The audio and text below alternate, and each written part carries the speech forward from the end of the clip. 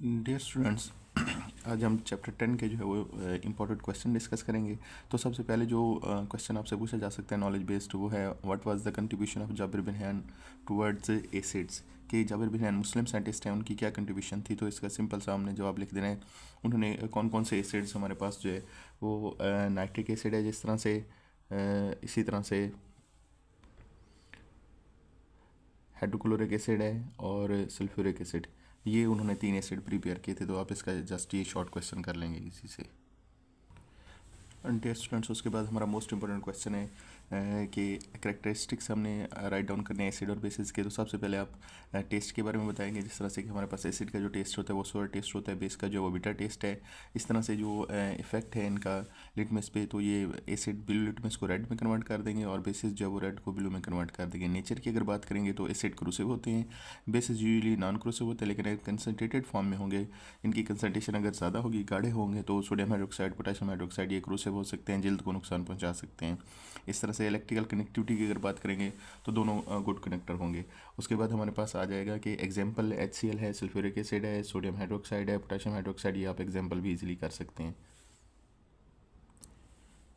Next हमारे पास most important question है RNS based concept. तो इसके बारे में सिंपली हम ये लिखेंगे। सबसे पहले आरएनएस ने ये प्रपोज किया था 1787 में। ये MCQs आपसे पूछा जा सकता है। इस तरह से एसिड की डेफिनेशन अगर हम करेंगे तो हम कहेंगे कि कोई भी ऐसी सब्सटेंस जो एक्वस सॉल्यूशन में जब डिसोसिएट होती है, एक्वस सॉल्यूशन में डिसोसिएट जो होगी, और तो क्या प्रोड्यूस करती है, हाइड्रोजन आयंस प्रोड्यूस करती है। मतलब हम इसे H पॉजिटिव कह सकते हैं कि ये हमारे पास हाइड्रोजन आयंस से मुराद H पॉजिटिव या प्रोटॉन्स प्रोड्यूस करती है। तो उसे हम किसका नाम दे देंगे, एसिड का नाम दे देंगे। HCl है, नाइट्रिक एसिड हो जाएगा हमारे पास, एसिटिक एसिड है। इसी तरह से ये हमारे पास कंपाउंड्स है, देखें जो वाटर में डिसोसिएट हो रहे हैं, तो हमारे पास ये क्या प्रोड्यूस करते जा रहे हैं, प्रोटॉन प्रोड्यूस करते जा रहे हैं। तो अगर कोई भी substance H positive ions produce करती जा रही है तो उसको हम एसिड का नाम दे देंगे।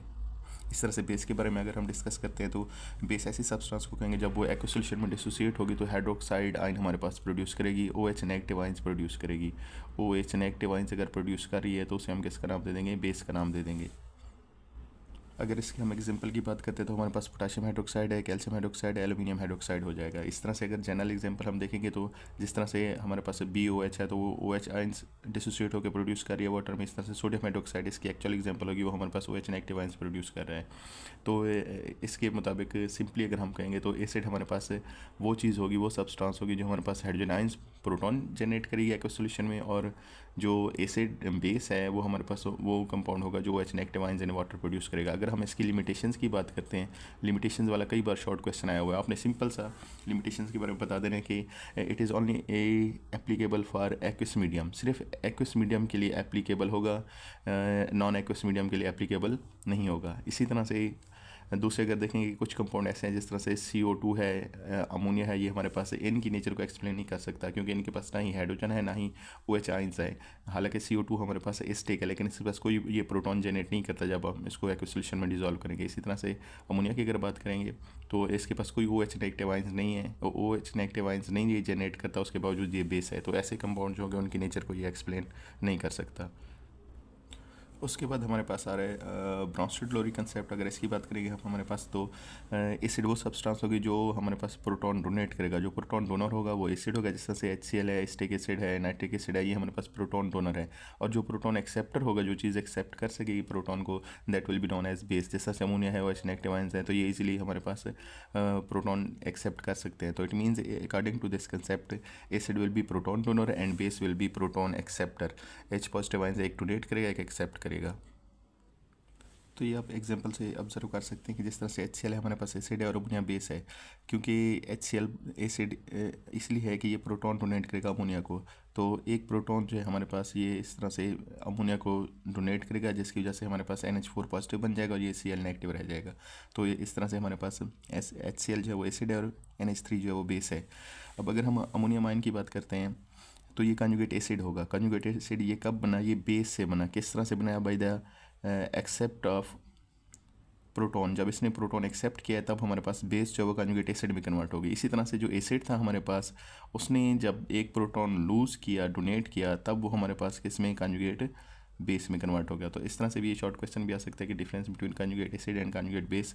तो सिंपली हम डिफाइन करेंगे कि कंजुगेट एसिड को हम किस तरह से डिफाइन करेंगे कि the substance that is generated by accepting of proton by base. जब एक बेस प्रोटॉन एक्सेप्ट करते हैं तो वो कॉन्जुगेट एसिड में कन्वर्ट हो जाएगी। इसी तरह से कॉन्जुगेट बेस की फॉर्मेशन किस तरह से होती है, हम इसको किस तरह से डिफाइन करेंगे। हम कहेंगे conjugate base is generated when an acid will lose its proton. जब अपना वो प्रोटॉन लूज कर देगा तो हमारे पास कॉन्जुगेट बेस में कन्वर्ट हो जाएगा। ये शॉर्ट क्वेश्चन भी आ सकता है। अब इस तरह से उसके बाद आता है हमारे पास नेक्स्ट के एम्फोटेरिक कंपाउंड। ये भी कई बार शॉर्ट क्वेश्चन आ चुका है कि एम्फोटेरिक कंपाउंड्स हम किन्हें कहते हैं। तो हम ऐसे कंपाउंड्स को कहेंगे जो दोनों तरह से बिहेव करते हैं, एसिड की तरह से भी और बेस की तरह से भी बिहेव कर सकते हैं। इसकी कॉमन सी एग्जांपल आप दे देंगे वाटर की।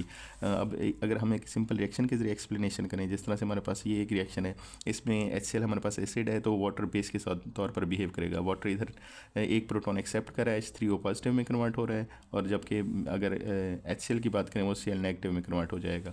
तो इसका मतलब प्रोटॉन शिफ्ट हुआ है फ्रॉम HCl टू वाटर। तो वाटर ने एक प्रोटॉन एक्सेप्ट किया है, प्रोटॉन शिफ्ट हुआ है वाटर की तरफ, तो इसलिए हमारे पास वाटर जो है वो, क्योंकि प्रोटॉन एक्सेप्टर है, ये बेस के तौर पर बिहेव कर रहा है, और HCl जो वो डोनेटर है, डोनेट कर रहा है, डोनर है, तो ये एसिड के तौर पर बिहेव करेगा।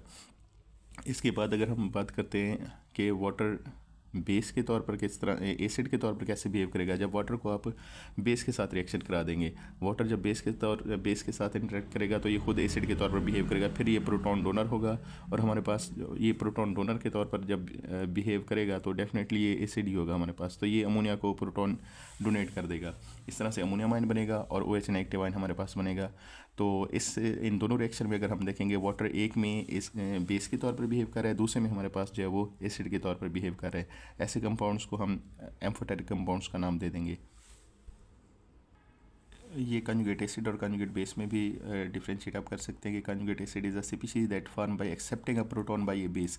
जब एक बेस एक प्रोटॉन एक्सेप्ट करते हैं तो वो कॉन्जुगेट एसिड बन जाएगा। इस तरह से जो कॉन्जुगेट बेस है उसको हम कैसे डिफाइन करेंगे, a conjugate base is a species form by donating a proton by a acid. जब एक एसिड प्रोटॉन डोनेट करता है तो वो कॉन्जुगेट बेस में कन्वर्ट हो जाता है, और इस तरह से जब एक बेस प्रोटॉन एक्सेप्ट करती है तो वो कॉन्जुगेट एसिड में कन्वर्ट हो जाता है। सिंपल सा आप ये देखेंगे हमारे पास एसिटिक एसिड है और वाटर बेस के तौर पर बिहेव कर रहा है। तो जैसे ये वाला प्रोटॉन इसने डोनेट करना है वाटर को, तो हमारे पास ये एसीटेट आयन बनेगा और हाइड्रोक्सोनियम आयन बन जाएगा। तो क्योंकि इसने अपना प्रोटॉन डोनेट कर दिया तो एसिड जो था आफ्टर डोनेटिंग प्रोटॉन ये कॉन्जुगेट बेस में कन्वर्ट हो जाएगा।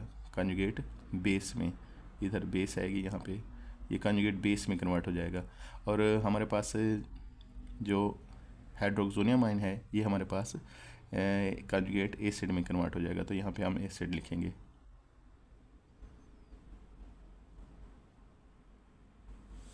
ये हमारे पास कॉन्जुगेट एसिड में कन्वर्ट हो जाएगा। ये सिंपल सी आप एग्जांपल दे सकते हैं, ये शॉर्ट क्वेश्चन कई बार रिपीटेड है। उसके बाद ये हमारे पास इंपॉर्टेंट लॉन्ग क्वेश्चन है, ये बहावलपुर बोर्ड में भी रिपीट हुआ था। उन्होंने डिफरेंट कंपाउंड्स दे दिए थे कि इनके कॉन्जुगेट बेसिस और कॉन्जुगेट एसिड लिखने हैं आपने, और इसके साथ साथ एक सी वाला पार्ट जो है उसमें हमने ये भी बताना है कि कौन से कंपाउंड जो है एम्फोटेरिक हैं। तो सबसे पहले अगर हम पार्ट ए की तरफ चलते हैं तो ए पार्ट में हमारे पास उन्होंने कंपाउंड दे दिए थे कि इनके कॉन्जुगेट बेस लिखें। कॉन्जुगेट बेस लिखने का सिंपल तरीका ये होगा, आपने इसमें से एक प्रोटॉन को कम कर देना है, माइनस कर देना है। जिस तरह से हमारे पास HS नेगेटिव है तो इसमें से आप एक प्रोटॉन को माइनस कर देंगे। जैसे एक प्रोटॉन माइनस करेंगे हमारे पास बाकी सिर्फ सल्फर रहेगा, लेकिन उस पर चार्ज आप एक माइनस का नेगेटिव का इंक्रीज़ करते जाएंगे। जिस तरह से ये HS नेगेटिव है, हमारे पास ये सल्फ़र बनेगा। इसमें से आपने क्या निकाल देना है, एक प्रोटॉन निकाल देना है, H पॉजिटिव आपने निकाल देना है। H पॉजिटिव कम हो जाएगा तो इसी तरह से एक ही हाइड्रोजन था, एक ही प्रोटॉन जो था वो निकल गया, उसमें से H पॉजिटिव हमारे पास रह गया, बाकी जो है हमारे पास वो S2 नेगेटिव रह जाएगा। इसी तरह से हाइड्रोक्सोनियम आयन है, वो H3O पॉजिटिव था, उससे एक प्रोटॉन माइनस करेंगे तो हमारे पास वाटर रह जाएगा। इस तरह से H2PO4 है तो H2 है, एक हाइड्रोजन माइनस कर देंगे, बाकी HPO4 अब क्योंकि इधर -1 था हमारे पास, यहाँ पे 2 माइनस हो जाएगा। इसी तरह से HSO4 -1 था हमारे पास, यहाँ पे नेगेटिव चार्ज होगा। अब इसमें से एक प्रोटॉन जब माइनस कर देंगे निकल जाएगा इसमें से, सिंपली ये एक प्रोटॉन इसमें से जब आप माइनस करेंगे तो हमारे पास क्या बन जाएगा, SO4 2 नेगेटिव बन जाएगा, क्योंकि इसमें से हमने एक प्रोटॉन बाहर निकाल देना है। तो कोई भी कंपाउंड अगर आपको दिया जाएगा, उसका अगर आपको कहा जाएगा कि कॉन्जुगेट बेस आप उसकी फाइंड आउट करें, तो आपने सिंपली ये करना है कि उसमें से एक प्रोटॉन को कम कर देना है, प्रोटॉन बाहर माइनस कर देंगे, बाकी जो हमारे पास रह जाएगा कंपाउंड वो हमारे पास कॉन्जुगेट बेस होगी किसी भी उसका। तो इसमें एक ये अगर आप देखेंगे एक कम्प्लेक्स है एलुमिनियम का, उसमें हमारे पास वाटर के 6 मॉलिक्यूल्स हैं, उस पर 3 पॉजिटिव चार्ज है।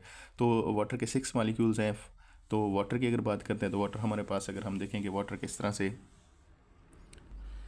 इसमें से अगर हम वाटर के 6 मालिक्यूल्स है उसमें से 5 एस सच वैसे लिखेंगे। एक वाटर का मालिक्यूल है उसमें से आप एक प्रोटॉन ये माइनस कर देंगे, जिस तरह एच पॉजिटिव माइनस करेंगे तो बाकी ओ एच रहेगा, और एक पॉजिटिव चार्ज भी कम हो जाएगा या नेगेटिव चार्ज बढ़ जाएगा। तो हमारे पास होगा क्या, एल्यूमिनियम के साथ पेंटाहाइड्रोक्सी बन जाएगा। ये 5 वाटर के मालिक्यूल हैं और ओ एच हमारे पास एक रहेगा, और +3 की बजाय +2 चार्ज इस पर रह जाएगा, क्योंकि एक आपने मैंने पहले बताया अगर पॉजिटिव चार्ज होगा तो पॉजिटिव चार्ज एक कम कर देंगे, माइनस चार्ज होगा तो एक माइनस का चार्ज इंक्रीज़ कर देंगे। तो ये हमारे पास कॉन्जुगेट बेस बन जाएंगे। इस तरह से कॉन्जुगेट एसिड अगर बनाना है तो सिंपल आपने उसमें प्रोटॉन ऐड करते जाना है, प्रोटॉन ऐड करते जाएंगे। जिस तरह से हमारे पास, अगर इसकी बात करते हैं एच ओ एच नेगेटिव है तो इसमें जब प्रोटॉन ऐड करेंगे तो सिंपल हमारे पास H2O बन जाएगा, 2 हाइड्रोजन हो जाएंगे, और नेगेटिव चार्ज अब ख़त्म होता जाएगा, कम करते जाएंगे। इस तरह से HCO3 नेगेटिव है तो इसमें एक प्रोटॉन जैसे ही ऐड करेंगे आप, इसमें एक प्रोटॉन जैसे ही ऐड करेंगे तो H1 की बजाय H2CO3 बन जाएगा, नेगेटिव चार्ज खत्म हो जाएगा।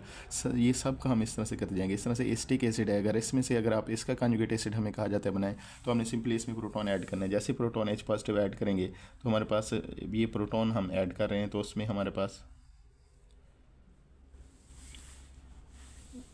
प्रोटॉन जब हम ऐड करेंगे,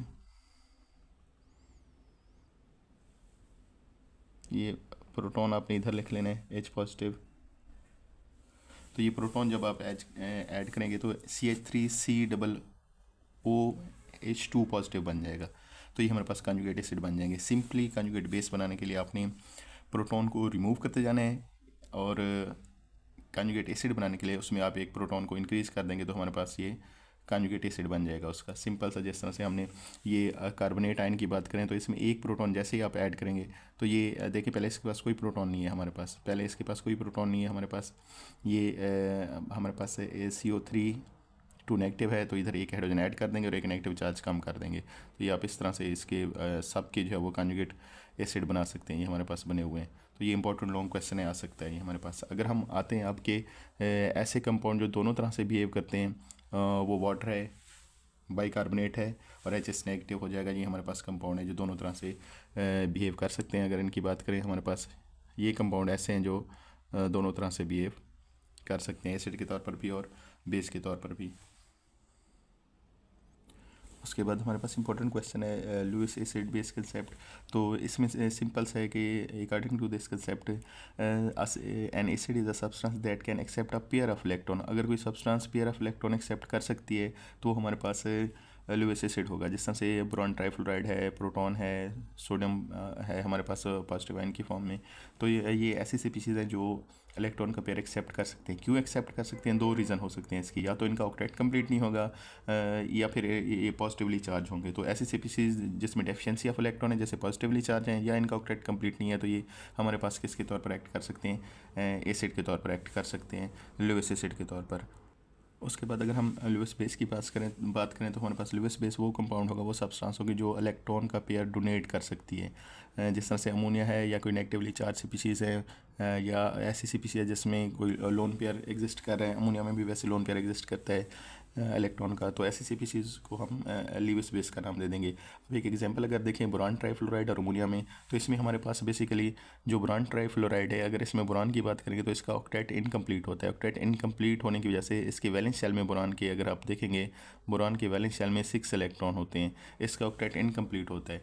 और जो अमोनिया है उसमें हमारे पास एक लोन पेयर मौजूद है। तो ये जो लोन पेयर है ये ईजिली अमोनिया जो है या नाइट्रोजन जो है वो इसको बोरान को डोनेट कर सकता है। इस तरह से हमारे पास जो अमोनिया है उसमें नाइट्रोजन जो है वो एज ए डोनर काम कर रहा है, और इसी तरह से जो बोरान है ये एज एन एक्सेप्टर काम कर रहा है। तो इससे हमारे पास एक इलेक्ट्रॉन का पेयर डोनेट होगा फ्रॉम नाइट्रोजन टू बोरान, और एक कम्प्लेक्स हमारे पास बन जाएगा। इसे एडिशन प्रोडक्ट भी कह देते हैं, जिसे एडक्ट भी कह देते हैं।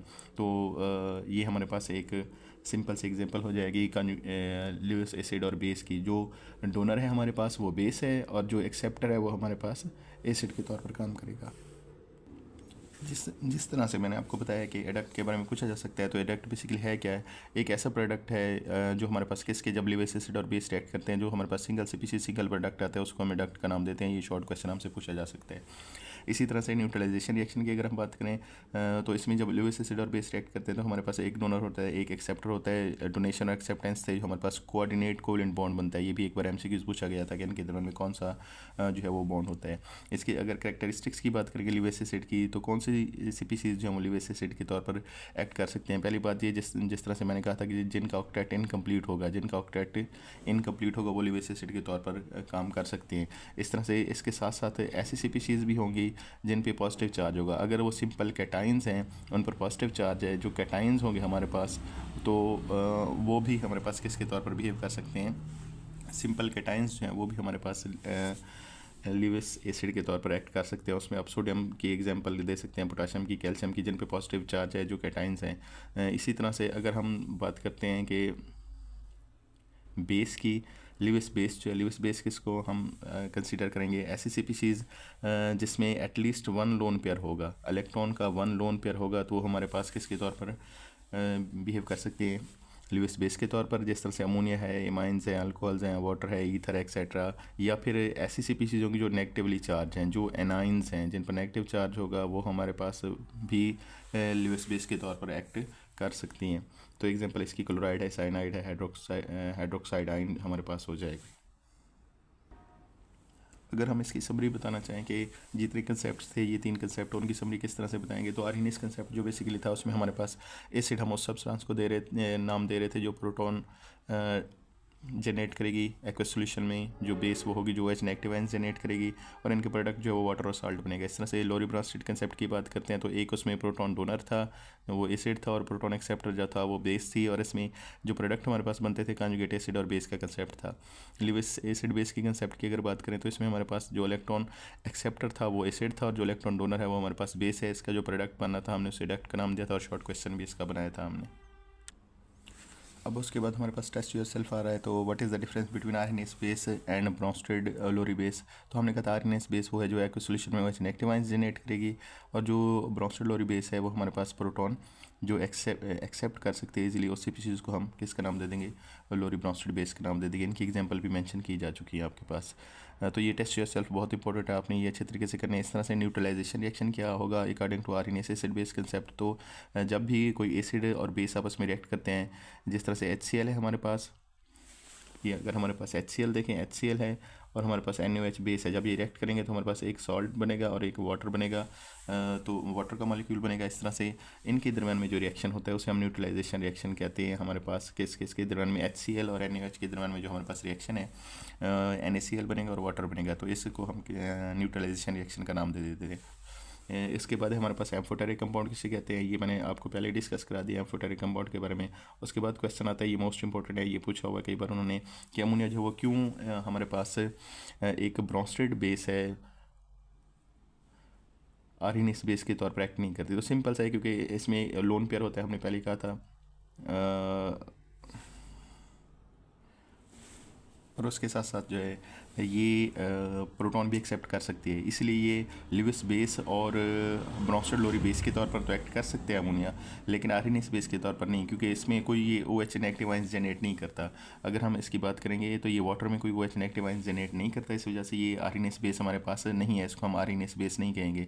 लेकिन ब्रोंस्टेड बेस इसलिए कह सकते हैं क्योंकि ये प्रोटॉन एक्सेप्ट कर सकते हैं। जैसे अगर इधर देखें, वाटर के साथ हमने एक रिएक्शन लिखा हुआ है, तो इसमें ईजिली ये क्या कर सकता है, प्रोटॉन एक्सेप्ट कर सकता है, तो इसको हम ब्रोंस्टेड बेस का नाम दे सकते हैं। या ये फिर लिविस बेस भी है, क्योंकि इसके पास लोन पेयर होता है, प्रीवियस में हमने टॉपिक में डिस्कस किया है, तो ये इलेक्ट्रॉन का पेयर डोनेट कर सकते हैं, इसलिए इसको हम लिविस बेस भी कह सकते हैं, लेकिन ये आर्हीनियस बेस नहीं होगा। उसके बाद हमारे पास आ रहा है कि state and explain the neutralisation reaction according to Lewis concept. तो लिविस कंसेप्ट में हमने क्या करना है, हमने कहा था उसमें हमारे पास ऐसी स्पीशीज़ जो इलेक्ट्रॉन डोनेट कर सकती है, वो हमारे पास किसके तौर पर काम करेगी, बेस के तौर पर, और जो एक्सेप्ट कर सकता है वो एसिड के तौर पर काम करेगा। और सिंपली आपने बोरॉन ट्राइफ्लोराइड और अमोनिया के दरम्यान में रिएक्शन करके एडक्ट बना देना है, ये हमारे पास न्यूट्रलाइजेशन रिएक्शन इसका होगा। और उसके बाद कैरेक्टरिस्टिक्स की अगर बात करेंगे हम लिविस एसिड के, वो मैंने पहले ही बता दिया था कि करेक्टरिस्टिक्स हमारे पास लिविस एसिड के ये होंगे कि उसका ऑक्टेट इनकम्प्लीट होगा, या फिर हमारे पास पॉजिटिव आयन होगा और वो इलेक्ट्रॉन का पेयर एक्सेप्ट कर सकेगा। इसकी भी एग्जांपल हमने डिस्कस कर ली थी।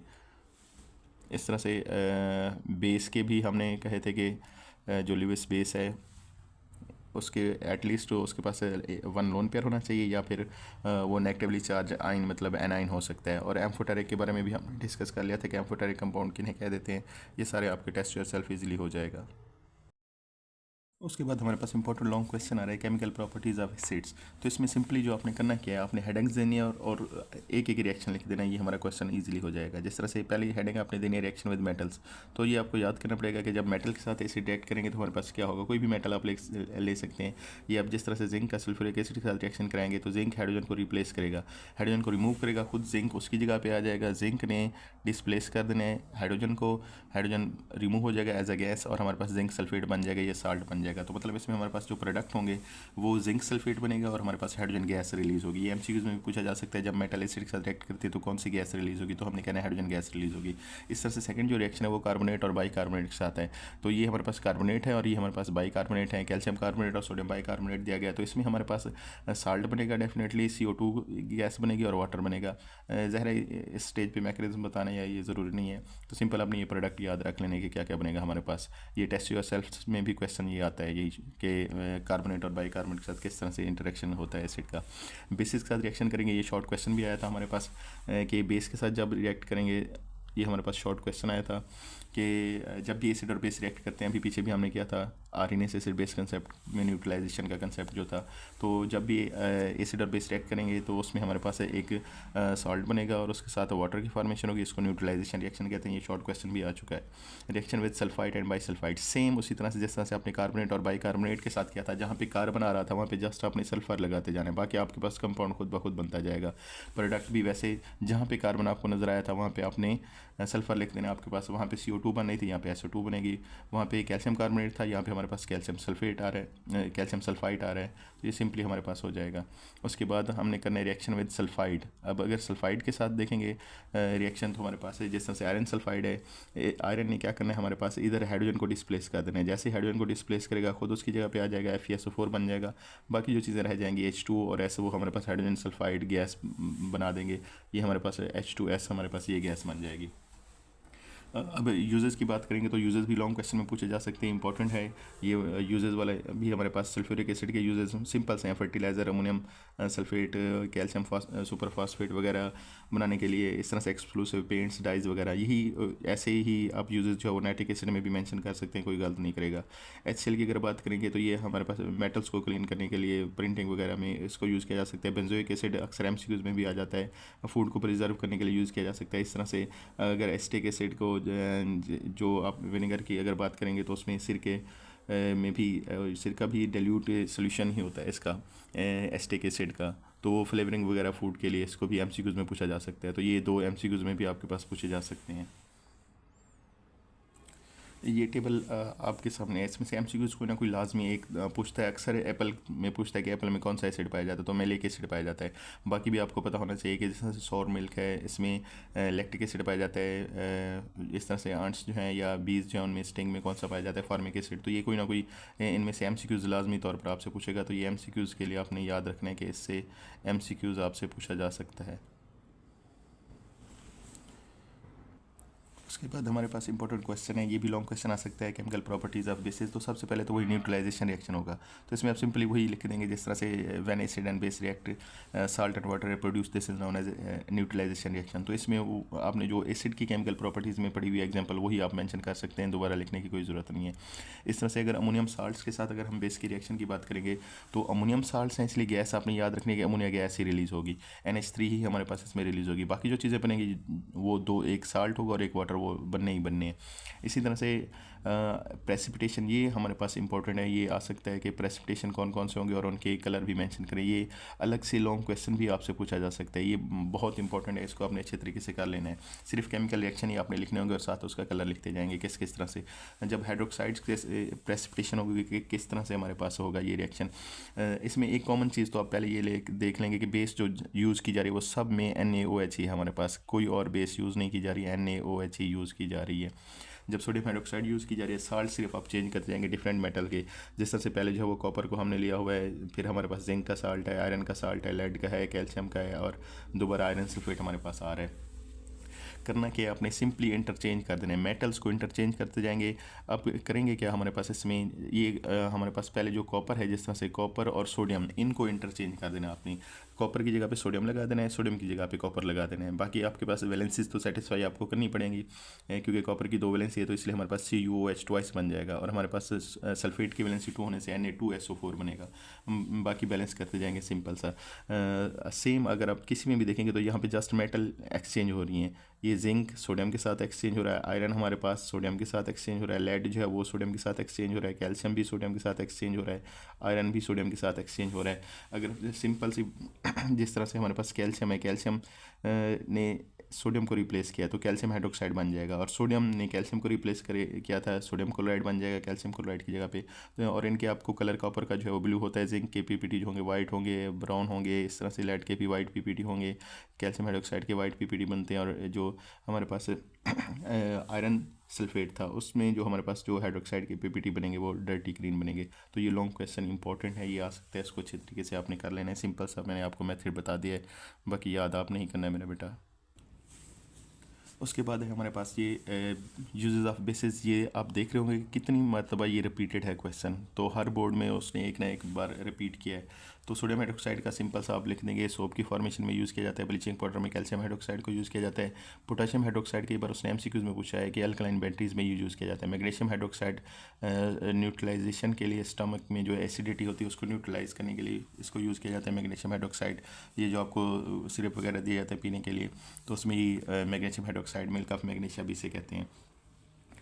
इसके बाद हमारे पास एल्युमिनियम हाइड्रोक्साइड जो है वो इस फोमिक एजेंट के तौर पर भी इसको यूज़ किया जा सकता है। तो ये भी इनके यूजेस हैं। ये हमारे पास लॉन्ग क्वेश्चन आ सकता है, तो ये भी आप अपने माइंड में रखेंगे, इनको भी याद करेंगे आप।